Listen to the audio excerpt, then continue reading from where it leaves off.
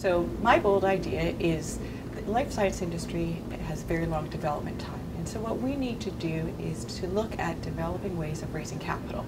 So I believe that we should look at developing an angel investment network, changing our taxation structure in order to allow for investors in Manitoba to receive the greatest benefit and be supporting the community. We also need to look at creating market access for Manitoba-based companies in order to support Manitoba developments once they actually come to market.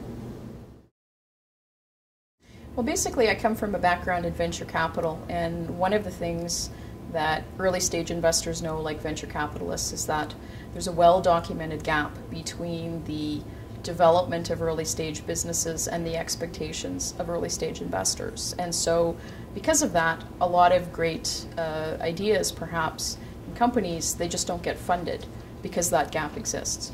One of the things that's really important is to have some type of a permanent mechanism or system or process for giving these companies the information that they need to know to make them more investor ready.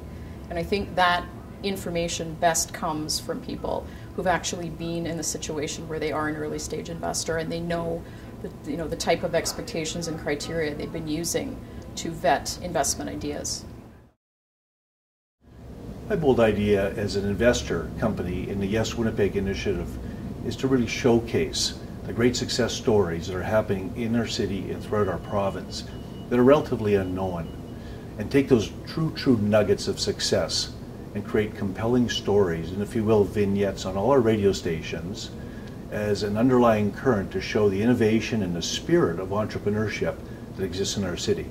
That's going to help, I think, with retention and recruitment, and to really have other companies come forward with their new bold ideas, working together and collaboratively. My bold idea is going forward, to develop partnerships between what we call the civil society or not-for-profit and charitable organizations like this council here, private sector, businesses, and governments, and around the development of social enterprise in Winnipeg and Manitoba. And so we can link these different opportunities to the development of social enterprises, which are businesses owned by not-for-profit or charitable organizations that will create training opportunities in a functional business setting, and those training opportunities are as many and varied as the type of business that you're setting up. Bold idea is an Aboriginal procurement model. This model is designed to encourage the support and development of more Aboriginal businesses in Manitoba's mainstream economy. We believe that Aboriginal people need to embrace the entrepreneurial spirit, and we believe that an Aboriginal procurement model, if adopted by mainstream business, will help our business community in becoming more active in Manitoba's provincial economy.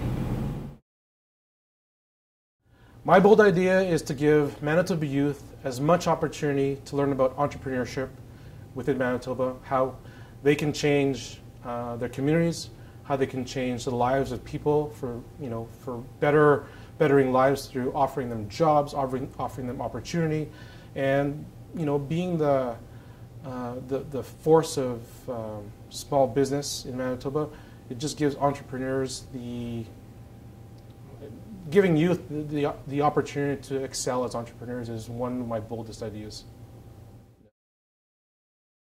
Our bold idea is to have businesses get more involved in education, because we feel that the education system doesn't really reflect the economy or the job market, and we also feel that it's leaving a lot of kids behind in terms of making them sit in desks. I'm personally a high school dropout. I know that Matt here has had trouble with the public school system.